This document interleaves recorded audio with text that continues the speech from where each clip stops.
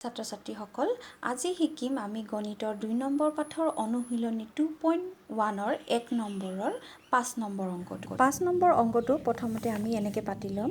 6y/11 = 54/99 তাৰ পিছতে ইয়াক আমি এই ধৰণে এটা চিন দি ল'ম এই চিনটোৰ অৰ্থ হ'ল আমি 6y ৰে 99ক পূৰণ কৰিম আৰু 11 ৰে 54ক পূৰণ কৰিম এই ধৰণেৰে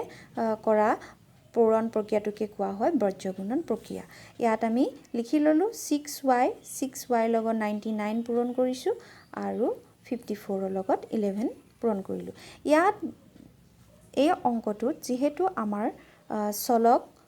y গতিকে ইয়াত আমি y মান উলিয়াব লাগিব 6y ইয়াত লিখিলো আৰু 99 টোক আমি সমান চিনৰ হিফালে লৈ যাম সমান চিনৰ যেতিয়া হিফালে লৈ যাম তেতিয়া ই 54 * 11 তাৰ তলত বহিব এই ধৰণে 6 * y অৰ্থাৎ 6 টো y লগত পূৰণ হৈ আছে আমি যেহেতু y মানহে উলিয়াব লাগে গতিকে 6 টোকো আমি সমান চিনৰ হিফালে লৈ যাব লাগিব 54 * 11 6 টো y লগত পূৰণ হৈ আছে গতিকে সমান চিনৰ হিফালে লৈ গলে ই 99 ৰ লগত এই ধৰণে বহিব এতিয়া আমি y মানটো উলিয়াম 11 ৰ লগত 99 টো কটাকটি কৰিলে 9 বাৰ যাব 9 আকৌ 54 যেতিয়া কটাকটি কৰো 6 × 9 = 54 আৰু 6 যেতিয়া 6ক কাটো তেতিয়া এবাৰ যায় অৰ্থাৎ y = 1 এইটো হ'ল এই সমীকৰণটোৰ সমাধান এই ধৰণৰ অংক মই আৰু এটা কৰি দেখুৱাব লৈছো তোমালোকক ইয়াতো তোমালোকে এনে ধৰণে এইটা চিন দি লবা আৰু এই চিনটো অৰ্থ হ'ল 2y - 3 লগত 8 ইনটু কৰিব লাগিব আৰু 2y লগত 1 টো পূৰণ কৰিব লাগিব এতিয়া আমি লিখিম 8 * 2y - 3 ইয়াত আমি ব্ৰেকেট এটা দি লম আৰু ইফালে লিখিম 2y * 1 এতিয়া আমি 8 ৰ পিছত যেটো 2y - 3 আছে হেতুক আমি পূৰণ কৰিব লাগিব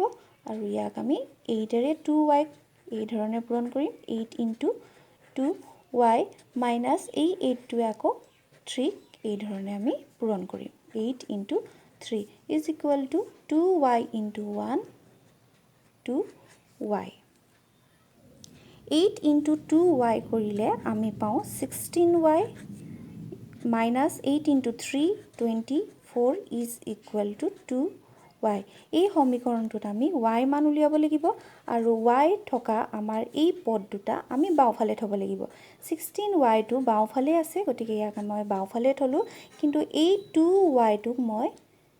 এইফালে সমান চিনৰ ইফালে লৈ আহিম আৰু ইয়াক যেতিয়া সমান চিনৰ ইফালে লৈ আহিম ইয়াৰ আগত থকা প্লাস চিনটো এইফালে আহিলে ই মাইনাস হৈ যাব অৰ্থাৎ ই হ'ল -2y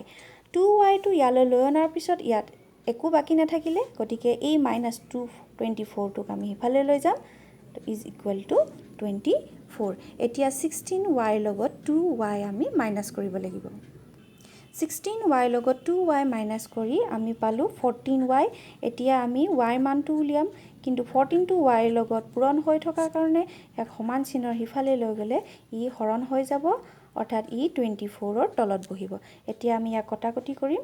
2 12 গুণ 24 আৰু 2 7 গুণ 14 আৰু আমি ইয়াত y মান পালো y = 12/7 এই ধৰণে তোমালোকে বৰ্জ্যগুণন পদ্ধতিৰে পূৰণ কৰি এই সমীকৰণটোৰ সমাধান উলিয়াব লাগিব আজি আমি শিকিলো আমাৰ 5 নম্বৰ অংকটো আৰু এটা মই তোমালোকক কৰি দেখুৱালো এতিয়া তোমালোকে